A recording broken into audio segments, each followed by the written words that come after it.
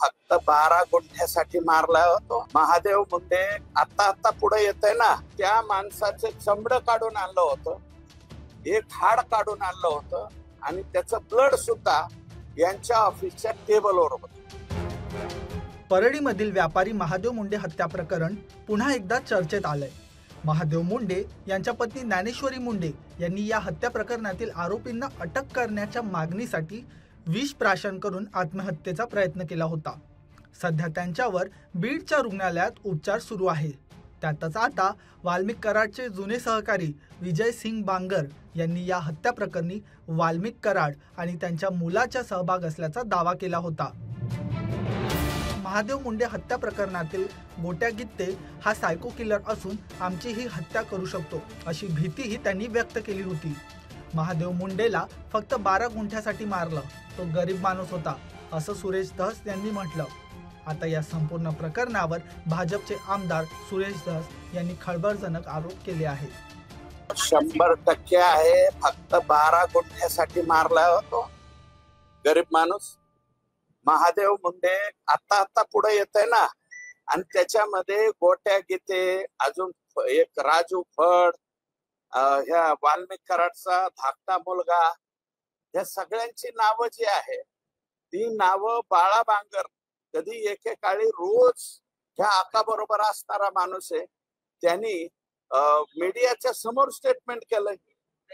हा बाळा बांगर मला वाटतं त्यांच्या प्रेसमध्ये, आणि काय सांगितलंय की मी ज्या वेळेस आकाला भेटायला गेलो त्यावेळेस तिथं एक त्या माणसाचे चमड काढून आणलं होतं, एक हाड काढून आणलं होतं आणि त्याचं ब्लड सुद्धा यांच्या ऑफिसच्या टेबलवर होतं. आणि ते हे मी नाही बोललो, बाळा बांगर बोललेले. आणि त्याच्यानंतर त्यांनी तक्रार दिलेली. त्या ज्ञानेश्वरी मुंडेचं ताईचं काय चूक आहे मला सांगा. शेवटी औषध प्यायची पाळी एसपी कार्यालयाच्या समोर आली. मग आतापर्यंत हे गोट्या घेते, त्यातलाच एक आरोपी मागच्या वाल्मिक कराडच्या तारखेला, म्हणजे आकाच्या तारखेला, तो जिल्हा न्यायालयात येतो मोकामधला आरोपी. असे तर आमचे बीडचे पोलीस कारवाई करतायत. त्यात यामध्ये ज्ञानेश्वरी मुंडे यांच्याकडनं आरोप झाले आहेत अतिदक्षता विभागात. पोलीस नुसतं उत्तर देत आहेत, काहीही त्यामध्ये चौकशी करत नाही. फक्त हे बघा, ज्ञानेश्वरी ताई मुंडे या माऊलीनं प्रत्येक वेळी जाऊन त्या ठिकाणी माझ्या मिस्टरचं काय झालं, 21 ऑक्टोबर 2023 पासून हे ती जे आहे माऊली एकटीच लढते आणि त्या माऊलीचा भाऊ एक सतीश फडमन, दोघच लढतायत. मग पोलिसांचं एसपी तिथं आल्याच्या नंतर एसपीचं काम होतं ना की फक्त तपास बदलणं, एवढं काम नाही व्हायला पाहिजे. त्यांचे आरोपी अटक केले पाहिजे. बाळा बांगरनी स्टेटमेंट केलेले सुद्धा 15-20 दिवस होऊन गेले. एवढ्या दिवसामध्ये उचलला. आता काल ज्या वेळेस मीना नावाचा एक डीवायएसपी ज्याची नियुक्ती आकानी केलेली, त्याच्याकडे तपास ठेवला. तो काय तपास करणार. काल त्या ज्ञानेश्वरी ताईंनी विष पिल्याच्या नंतर पलीकडे म्हणजे नंतर आता एलसीबी कडे तपास दिला आणि आता सांगतायत गोठ्या गीतेला पकडायला आम्ही पुण्याला टीम पाठवली. आतापर्यंत ज्या दिवशी बाळा बांगरनी स्टेटमेंट केलं त्या दिवसापासून हे लोक फरार झाले. मग कोण कोण फरार झाले त्याची नावं दिलेली. ते आरोपी पोलिसांनी का उचलले नाही. अजूनही पोलीस दलामध्ये म्हणजे जी एलसीबी आहे, एलसीबी मध्ये सुद्धा यांची नावं घेतलेली आहेत पूर्वी. डबल मला नावं घ्यायची गरज नाही. मग त्या एसपींनी हे जे पोलीस दलातले अधिकारी डायरेक्ट सगळ्यांशी कॉम्प्रोमाइज कसं होईल आणि याच्यामधली ही जी गुंड टोळी आहे हिला मदत कसं होईल, असे काम करणारे काही कर्मचारी पोलिसांमध्ये आहेत.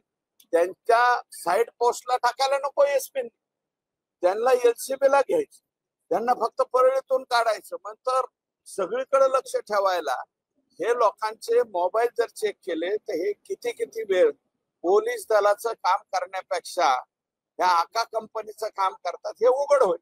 सर, धनंजय मुंडे यांची भूमिका या सगळ्यामध्ये तुम्हाला सुशास्पद वाटते? एसपी किंवा इतर अधिकारी असतील एसपीच्या जागी प्रत्येकाने एसपीची भूमिका एसपीची भूमिका संशयास्पद नाही, परंतु एसपींना खालून जे अधिकारी लोक सांगतील तेच खरं असं मानण्याचा त्यांचा जो आहे तो स्वभाव चुकीचा आहे.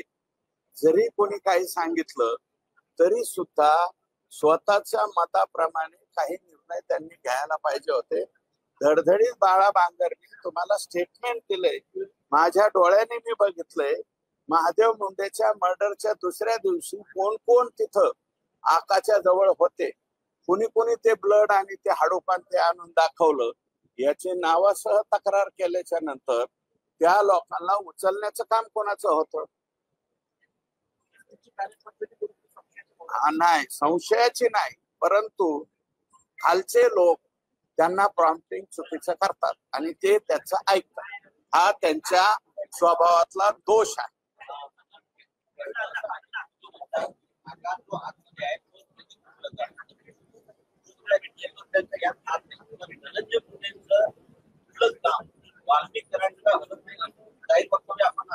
शंभर टक्के हे मी नाही म्हणलं. वाल्मिक म्हणजे धनंजय मुंडेंचं पान ज्यांच्या मुलं हलत नाही ते आका, असं मी नाही म्हणलं. पंकजाताई म्हणलेले ते दसरा मेळाव्याचं स्टेटमेंट काढा, त्याच्यात ते सुद्धा म्हणलेले. कृषी मंत्र्याचा सहभाग नाही असं कसं? सहभाग आहे ना. कृषी मंत्रालयापर्यंत याचे धागेदोरे, पीक विम्याच्या घोटाळ्याचे, त्याच्यानंतर नॅनो युरिया, नॅनो DAP, कापसाची बंडी, सोयाबीनच्या बाबतीतल्या काही ज्या करायच्या हे आहे स्प्रे पंप, प्रत्येक खरेदीमध्ये घोटाळा करण्यात आलेला आहे. विद्यापीठाला दिलेल्या कामाच्या बाबतीत सुद्धा घोटाळा करण्यात आलेला आहे. त्या परळीमध्ये कोण एक तालुका आहे तिथं कृषी महाविद्यालय स्थापन करायला 100 कोटी रुपये तिकडे पण दिलेले. जाऊन तुमचा मीडियाचा एखादा हे पाठवा, त्या कृषी म्हणजे विद्यालय जिथं स्थापन केलंय तिथं खर्च झालेली रक्कम आणि ऍक्च्युअल काम हे पाहिलं तरी चालेल. परभणी विद्यापीठामध्ये 114 कोटी रुपये हे फक्त उचलून घेण्यासाठी पाठवण्यात आले. असे अनेक घोटाळे जे आहेत त्याच्याशी डायरेक्ट कृषी मंत्र्याचाच समावेश आहे. सर, ज्ञानेश्वरी मुंडेंनी असा आरोप केला आहे की धनंजय मुंडे यांच्या वडिलांवरूनच वाल्मिक कार्डांची फोन केला होता. हे बघा, धनंजय मुंडेच्या बंगल्यावरतीच त्यांचं ऑफिस होत आणि ते ऑफिस जे आहे ते हे आका चालवत होत पूर्णपणे. मग बंगल्यावरून म्हणजे आका तिथूनच फोन करणार ना, दुसरीकडून कुठं फोन करणार? आणि हे जे हाडं वगैरे नेली ती सुद्धा त्यांच्या ऑफिसवरच नेलेली आहेत.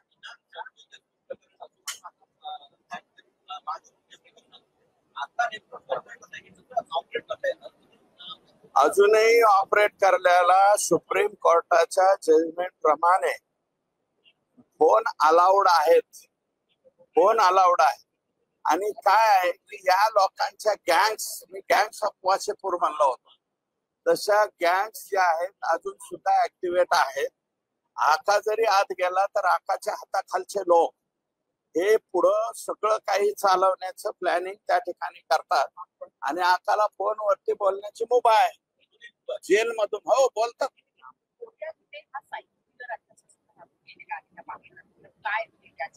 काय ते गोट्या गीतेच्या बाबतीमध्ये तो अनेक प्रकरणामध्ये, बापू आंधळेच्या बाबतीत तोच गोट्या गीते, महादेव मुंडेच्या प्रकरणात तोच, एक सातबाई म्हणून एक जणाचे हातपाय मोडले तोच आरोपी, त्याच्यानंतर वैद्यनाथ मंदिराच्या पुजाऱ्याचे हातपाय मोडले, गुरव समाजाचा आहेत, आणि विशेषतः नाथरा गावचा रहिवासी, या माजी कृषी मंत्र्याच्या गावचा रहिवासी, त्याचे हातपाय मोडले. या सगळ्या प्रत्येक केसमध्ये गोट्या गीते हा आरोपी आहे. म्हणून मी नाही म्हणलं, पण बाळा बांगरांचं मत असं आहे की तो सायको किलर आहे. सायको कसा ठरवून अमुक अमुक ह्याला तोच त्या ठिकाणी उपस्थित राहतोय. बापू आंधळेचा ज्या वेळेस मर्डर झाला त्यावेळेस बबन गीते हा पाटोदा तालुक्यात होता, तरी सुद्धा बबन गीतेचं नाव घेतलं गेलं आणि मर्डर मात्र यांनी केला. हे असे म्हणजे हे गँग जे आहेत बरोबर डोके चालवणार. सायको किलर वगैरे नाही. जे वरचा आका ऑर्डर देईल त्याप्रमाणे काम करणारा व्यक्ती म्हणजे हा गोटेकीर. सायको किलर वेगळे असतात. सायको किलर कोणते? ते रस्त्याच्या कडीनं कोणीतरी झोपले विशिष्ट पद्धतीने मारणे, हा सायको नाहीये. आता धस यांच्या या आरोपानंतर प्रशासन काय कारवाई करतो याकडे लक्ष लागून आहे.